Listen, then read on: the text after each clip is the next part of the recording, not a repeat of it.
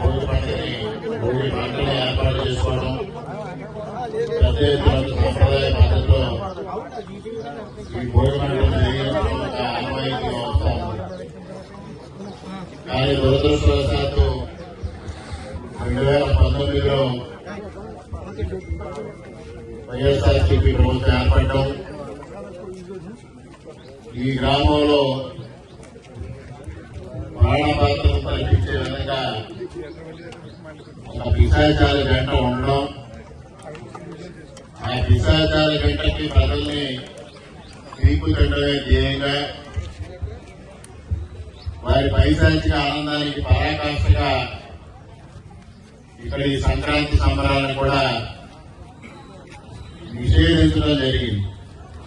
ఒక భయానక వాతావరణం సృష్టించి భారతీయ సంస్కృతి సాంప్రదాయాల్లో భాగమైన సంక్రాంతి సంబరాలను కూడా వారి పైశాచిక ఆనందం తీర్చుకోవడం కోసం ఉపయోగించుకోవడం దురదృష్టకరమైన పరిణామం. కాలేజీ కవిత కనారం అన్నారు. ఆ విధంగానే ఇక్కడ ప్రతి విషయంలోని రాజకీయం చేయడం అంటే ప్రజలకు మంచి చేయడానికి రాజకీయం అంటారు. ఇది ఒక దుష్ట రాజకీయం. మరి ఆ పిశాచాల జంటకి ఏ విధమైన పరిణితి లేని పరిస్థితి, ఒక పైశాచిక ఆనందంలో గ్రామస్తులందరినీ పీడించుకు తినడమే కాకుండా ముఖ్యంగా డివిఆర్ గారిని అనేక విధాలుగా హింసలకు గురి చేసి, ఇబ్బందులకు గురి చేసి, రకరకాలుగా పోలీస్ కేసులు నమోదు చేసి, అన్ని రకాలుగా కుటుంబ విషయాల్లో కూడా జోక్యం చేసుకుంటూ తీవ్రంగా ఆవేదనకు గురి చేయడం, హింసకు గురి చేయడం జరిగింది. పెద్దలు చరిత్రకారులు చెప్పారు, రాజ్యం పేరపోతున్నారు. ఆ విధమైన విధానానికి స్వస్తి పలికి వీళ్ళు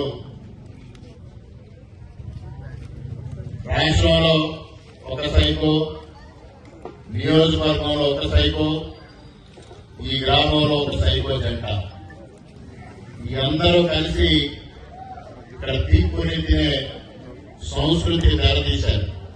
అసలు దురదృష్టకరమైన పరిణామం ఏంటంటే సంక్రాంతి సంబరాలు అనేది గ్రామస్తులందరూ, ప్రజలందరూ ఐకమత్యంతో జరుపుకునే వేడుకలు. ఆ వేడుకల్లో కూడా ఈ విధమైన సంస్కృతి సృష్టించి తద్వారా ఒక ఆనందం పొందడం, ఒక పైశాచిక ఆనందం పొందడం అనేది ఏ విధమైన సంస్కృతి ఎవరికి అర్థం కాని పరిస్థితి సృష్టించడం జరిగింది.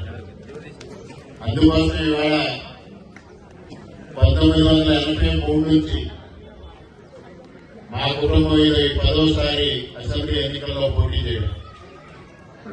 1983 నందమూరి తారక రామారావు గారి ప్రపంచంలో కూడా ఈ గ్రామంలో తెలుగుదేశం పార్టీకి ఆధిక్యత రాలేదు. ఒక 2014 ఎన్నికల్లో ఆనాడు తెలుగుదేశం అభ్యర్థిగా నాకు ఒకే ఒక ఓటు ఆధిక్యత రావడం జరిగింది. మరలా ఈరోజు ఈ ఎన్నికల్లో 2024 ఎన్నికల్లో ఈ గ్రామంలో 250 ఓట్లు మెజారిటీ వచ్చింది అంటే అది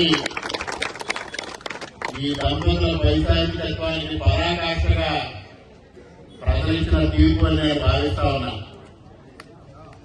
వారి స్వయంకృత ప్రాణమే ఇవాళ ఈ గ్రామంలో కూటమికి ఆధిక్యం తెచ్చిపెట్టింది దానిలో ఎటువంటి సందేహం లేదని ఈ సందర్భంగా ప్రజానీకానికి అందరికీ విజ్ఞప్తి చేసుకుంటూ దానికి ఈ సంక్రాంతి సందర్భంగా కూడా ప్రజలందరికీ కొమరపాలెం గ్రామ ప్రజానీకానికి అందరికీ హృదయపూర్వకంగా కృతజ్ఞతలు తెలియజేసుకుంటూ ఉన్నాం. ఈ 5 సంవత్సరాలు వారినే కాదు, డివిఆర్ గారినే కాదు, అందరినీ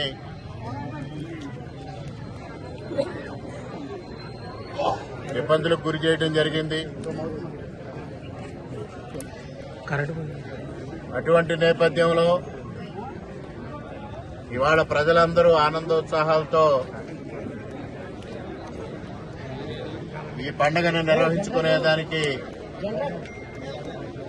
బహిరంగంగా రోడ్డు మీదకి రావడమే కాకుండా ఇవాళ అత్యంత వైభవంగా ఈ కార్యక్రమాన్ని పునఃప్రారంభించుకోవడం చాలా సంతోషం.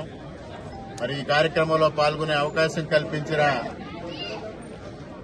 డివిఆర్ గారికి, మిత్రులు పడాల వెంకటరామారెడ్డి గారు, రాము గారికి, గ్రామ ప్రజానీకానికి అందరికీ మరొక మారు సంక్రాంతి శుభాకాంక్షలు తెలియజేసుకుంటూ సెలవు.